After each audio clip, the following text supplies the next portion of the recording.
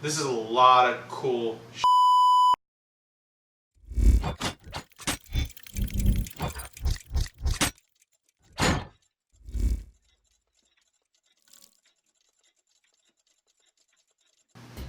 What's up guys, Andrew here on my channel GearedInc, where I get to share what I'm passionate about with you, and on my channel that's PC tech, games, and gear.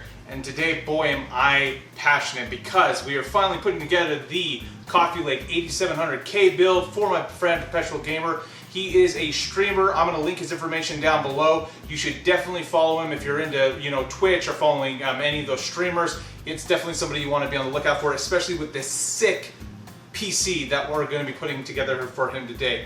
Now there's some serious hardware going into this build, as you can tell. Starting with the case, we have the View 71 TG from Thermaltake. This is a fully tempered glass full tower, which we're going to be throwing everything into today.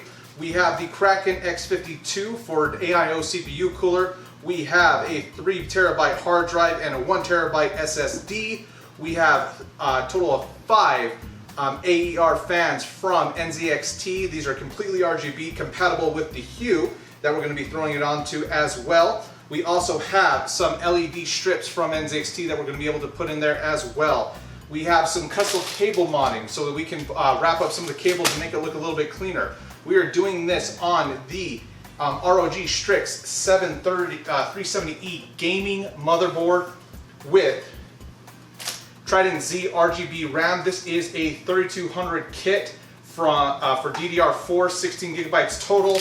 The power source is the 850 Tier 2 EVGA titanium PSU.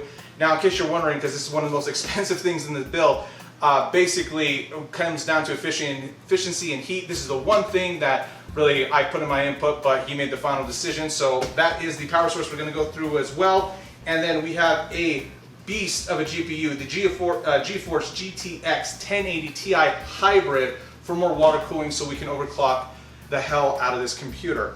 I'm super excited, guys, to put it together, and I'm not one for overdue introduction, so without any further ado, let's get this started.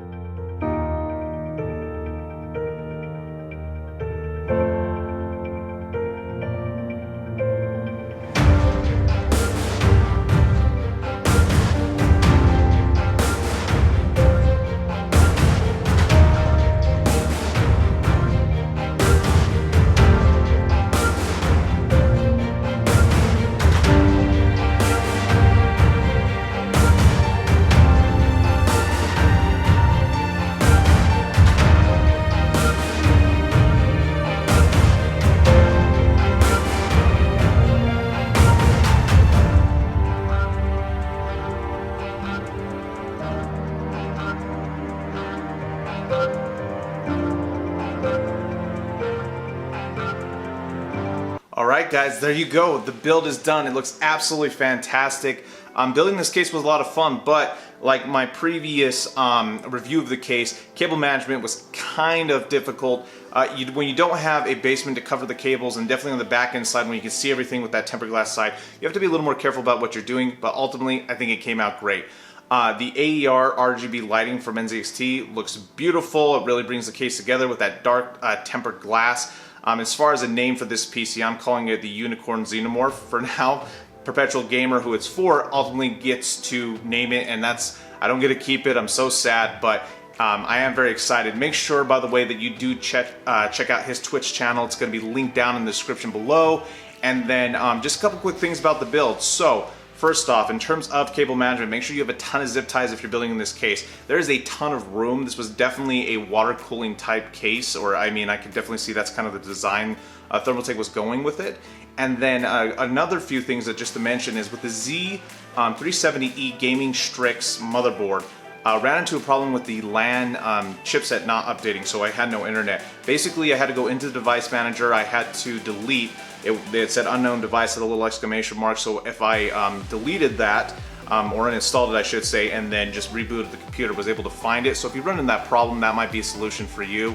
And then with the AER RGB fans, and if you're using a Hue or otherwise, you have to download the CAM software from NZXT before it'll recognize them. So if you boot it up and there's no lighting, that's why. And remember that you do have to daisy chain the fans together, and you have to plug in the fan headers for both of those to work. So ultimately, guys, it was a lot of fun to do this build. I think it came out fantastic.